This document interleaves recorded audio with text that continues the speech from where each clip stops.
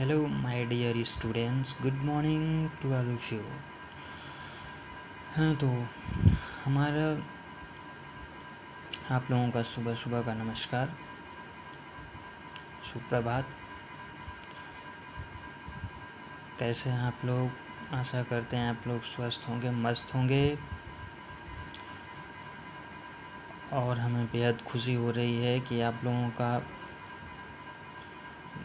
पहला paper, online paper बहुत ही अच्छा था, बहुत ही अच्छा आया था।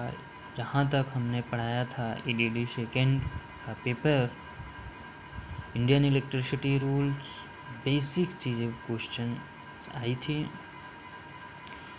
और हमें बेहद खुशी हुई देखकर पेपर कि बहुत ही अच्छा पेपर था। और हमें आशा है कि आप लोग भी उसे बहुत अच्छी तरह से किए होंगे और सेटिस्फाई भी होंगे। इसके साथ आप लोगों का रक्षाबंधन की ढेर सारी शुभकामनाएं। हम आते हैं अपने दूसरे टॉपिक या दूसरे सेशन पे। यहाँ बात करते हैं नेक्स्ट क्वेश्चन की कि क्वेश्चन नंबर 1 है कि रेजिस्टेंस को हिंदी में प्रतिरोध बोलते हैं। इसकी इकाई या यूनिट होती है ओम होगी, महो होगी, ओम पर सेंटीमीटर, ओम सेंटीमीटर। तो हम देखते हैं कि इसका जो रेजिस्टेंस का यूनिट बहुत ही बेसिक क्वेश्चन है, इसका यूनिट ओम होगी, इसका यूनिट ओम होगी। ठीक। कंडक्टेंस की इकाई, कंडक्टेंस की इकाई देखिए, इसका जो आंसर होगा वो महो होगा। कंडक्टेंस की इकाई महो होगा। तो बहुत ही बेसिक क्वेश्चन है, लेकिन कंपटीशन के पर्पस से बहुत ही अच्छे क्वेश्चन है। आप लोगों के जेई के कंपटीशन में बहुत ही बेसिक चीज़ें पूछ लेता है, जिससे स्टूडेंट कंफ्यूज हो जाते हैं। उसको उस ऐसे क्वेश्चन को हमने रखा है यहाँ पे। कैपेसिटेंस की इकाई क्या होती है? धारिता, जिसको बोलते हैं फैराड, फैराड इसको बोलते हैं फैराड। इसकी कैपेसिटेंस की इकाई फैराड होती है। पावर की इकाई, पावर की इकाई क्या होगी? जूल होगी, वाट होगी, न्यूटन्स होगी, वेबर्स होगी। तो इसका आंसर होगा वाट, इसका आंसर होगा वाट। प्योर सेमी कंडक्टर कहा जाता है। नेक्स्ट क्वेश्चन है, प्योर सेमी कंडक्टर कहा जाता है। ऑप्शन है intrinsic, extrinsic, P type, N type. हम लोगों ने पढ़ा होगा कि सेमी कंडक्टर कितने प्रकार का होता है, उसमें सब टाइप होता है। उसमें पूछ रहा है क्वेश्चन कि प्योर सेमी कंडक्टर, तो इसका ऑप्शन होगा इंट्रिंसिक। इंट्रिंसिक जो होता है सेमी कंडक्टर, उसको बोलते हैं प्योर सेमी कंडक्टर, अच्छा होता है। यदि 3 ओम 6 ओम को पैरेलल में जोड़ दिया जाए तो आर इक्विवेलेंट क्या होगा? आर इक्विवेलेंट पूछ रहा है। नेक्स्ट क्वेश्चन, क्वेश्चन नंबर 6 पूछ रहा है कि यदि 2 ओम के दो रेजिस्टेंस हैं, जिसके यूनिट दिया है 3 ओम और 6 ओम, दोनों को पैरेलल में जोड़ दिया जाए तो उसका आर इक्विवेलेंट क्या होगा? ये बहुत ही बेसिक क्वेश्चन है, बहुत ही सिंपल, जिसको घटिया जिसको क्वेश्चन बोल सकते हैं। इसको सॉल्व करेंगे तो इसका आंसर आएगा 2 ओम। सॉल्व करके देख लीजिएगा, इसका हम एक्सप्लेनेशन नहीं बता रहे हैं, आप लोग बेसिक है क्वेश्चन है, इसको करके देख लीजिएगा। 2 ओम रेजिस्टेंस होगा। क्वेश्चन नंबर 7 होगा। क्वेश्चन नंबर 7, घरेलू वायरिंग में सभी कनेक्शन होता है। हमारा जो घरों में वायरिंग होता है वो किस कनेक्शन में होता है? पहला है ऑप्शन दिया है सीरीज में, पैरेलल में, कैस्केड में, ए एंड बी दोनों में। तो इसका जो आंसर होगा, हमने क्लास में भी बहुत बार डिस्कस किया है कि ऑफलाइन क्लास में भी हमने बहुत बार डिस्कशन किया है कि इसका जो घरेलू कनेक्शन की जो वायरिंग होती है वो पैरेलल कनेक्शन में होती है। पैरेलल कनेक्शन में क्यों होती है ये हमने भी बात कर चुका है कि क्योंकि सारे होम अप्लायंस जो होते हैं वो पैरेलल में इसलिए कनेक्ट किए जाते हैं। एक कनेक्शन यदि शॉर्ट आउट होता है तो बाकी रेस्ट के जो कनेक्शन होते हैं उसमें सप्लाई कंटिन्यू रहती है, इसलिए हम पैरेलल में कनेक्शन करते हैं, सीरीज में कभी नहीं करते हैं। क्वेश्चन नंबर 8 है कि किरचॉफ, जिसको किरचॉफ करंट लॉ कब लागू, कहाँ पे लागू होगा?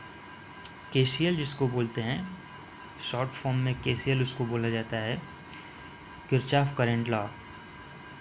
वो कौन सी स्थिति पे लागू होता है? ऑप्शन है क्लोज लूप में, जंक्शन में, मेश में, ओपन सर्किट में। तो हमने ये जब ऑफलाइन क्लास डिस्कस करते हैं तो हम बताते हैं डायग्राम बना के कि करंट केसीएल दो रूल होते हैं, केसीएल केवीएल। तो यहाँ पूछ रहा है कि current law, Kirchhoff current law junction पे लगते हैं। जंक्शन पे मतलब कि जैसे यहाँ से ये आता है, ये यहाँ से आता है, ये एक प्रकार का जंक्शन हो रहा है। जंक्शन, यहाँ से करंट आ रही है, यहाँ से जा रही है, जो भी आना जाना लगा रहता है, यहाँ पे आ रही है, जा रही है, तो ये एक जंक्शन बन जाते हैं, जंक्शन। तो यहाँ पे आपका करंट लॉ लागू होता है, ठीक है। तो इसका आंसर जो होगा जंक्शन पे सही होगा। नेक्स्ट क्वेश्चन पे हम आते हैं। नेक्स्ट क्वेश्चन में कि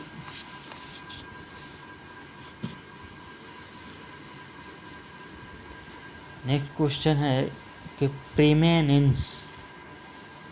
परमानेंस का विलोम होगा, मतलब कि इसका अपोजिट, इसको क्या बोलते हैं? इसका अपोजिट ऑप्शन में दिया है, रिलक्टेंस है, परमेबिलिटी है, रिलेक्टिविटी है, एमएमएफ है। इसका आंसर होगा रिलक्टेंस। इसका अपोजिट ये परमानेंस का अपोजिट रिलक्टेंस होता है। क्वेश्चन नंबर 10 है कि शुद्ध प्रेरकी परिपथ का पावर फैक्टर, उसको बोलते हैं इंग्लिश में, कंफ्यूज मत होइएगा, हिंदी इंग्लिश क्लियर होना चाहिए। पावर फैक्टर, पावर फैक्टर का मान होता है, गुणांक होता है pure resistive circuit, pure resistive नहीं, इंडक्टिव, इसको बोलते हैं इंडक्टिव। शुद्ध प्रेरकीय परिपथ का शक्ति गुणांक होगा, इसका आंसर होगा 0, ठीक है। शुद्ध प्रतिरोध परिपथ का शक्ति गुणांक, इसको बोलते हैं pure resistive circuit. Pure resistive circuit का पावर फैक्टर गुणांक होता है 1। ऑप्शन नंबर डी सही होगा, pure resistive circuit. Next question है शुद्ध धारितीय परिपथ का पावर फैक्टर गुणांक, शुद्ध मतलब प्योर कैपेसिटिव सर्किट का power factor, pure capacitive circuit का पावर फैक्टर गुणांक 0 होगा, 0। प्योर कैपेसिटिव सर्किट का पावर फैक्टर गुणांक 0 होगा। नेक्स्ट क्वेश्चन है, हमने बोला था पिछली वीडियो में कि हम क्वेश्चन कुछ बढ़ाते जाएंगे, अगली वीडियो जैसे अपलोड करेंगे उसमें 2-4 क्वेश्चन इंक्रीज करते जाएंगे और ये विश्वास रखेंगे और कि क्वेश्चन अच्छे हों। कैपेसिटर, नेक्स्ट क्वेश्चन नंबर 13 है, कैपेसिटर में स्टोर की गई ऊर्जा का मान होगा। ये बहुत ही बेसिक क्वेश्चन है, लेकिन बेसिक क्वेश्चन हम जानते हैं कि निगलेक्ट कर देते हैं, हम जब पढ़ाई करते हैं तो भूल जाते हैं। कैपेसिटर में स्टोर की गई ऊर्जा होगी 1/2 CV², 1/2 CV, 1/2 C²V और CV²। तो ऑप्शन नंबर इसका ए सही है, 1/2 CV²। नेक्स्ट क्वेश्चन है, क्वेश्चन नंबर 14 है, इंडक्टेंस में स्टोर की गई ऊर्जा होगी, इंडक्टेंस में स्टोर की गई ऊर्जा होगी 1/2 Li², 1/2 Li, 1/2 L²I तो इसका आंसर नंबर ए सही होगा 1/2 Li²। क्वेश्चन नंबर लास्ट 15 है, MMF की इकाई। MF को फुल फॉर्म मैग्नेटोमोटिव फोर्स बोलते हैं। इसका इकाई जो होता है सी, ऑप्शन ए टी जो लिखा है, एम्पियर टर्न इसको बोलते हैं। एम्पियर टर्न इसका ऑप्शन सही है, एम्पियर टर्न सही है। तो आज इस वीडियो में क्वेश्चन नंबर 15 हमने रखा है और बहुत बेसिक क्वेश्चन है, और हम ये आप लोग वीडियो ज़रूर से ज़रूर देखिए और शेयर कीजिए, लाइक कीजिए, सब्सक्राइब कीजिए। अभी के लिए इतना ही, धन्यवाद। और आप लोग मेहनत से एग्ज़ाम दीजिए, अच्छे से पेपर दीजिए। पेपर बहुत इजी आ रहे हैं, ऑनलाइन पेपर स्टूडेंट्स के पेपर बहुत ही इजी आ रहे हैं। बेसिक चीज़ जितना हमने पढ़ा रखा था, और ज़्यादा ओवर कॉन्फिडेंस भी मत होइएगा पेपर पे, ठीक है। आप लोगों का दिन शुभ हो, धन्यवाद।